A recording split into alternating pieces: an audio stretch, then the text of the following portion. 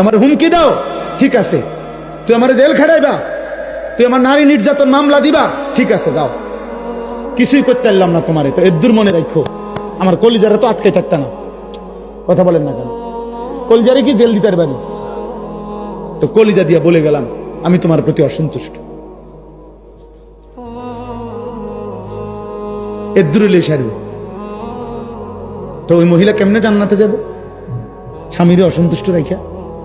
ওই সন্তান কেমনে জান্নাতে যাইব বাপ মারে অসন্তুষ্ট রাখা? বলেন চাচা।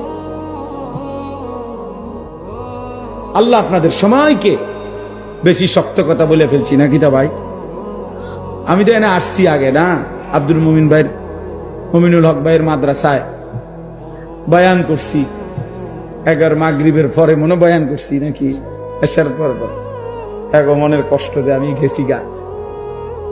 এক সময় আইসা রাইতে থাকি লাই নাকি তা। হ্যাঁ, আলহামদুলিল্লাহ। আল্লাহ তাআলা সবাইকে ভালো রাখেন। দিন মান প্রিয় যুবক ছেলেরা, নওজোয়ান বন্ধু, নষ্ট হইও না।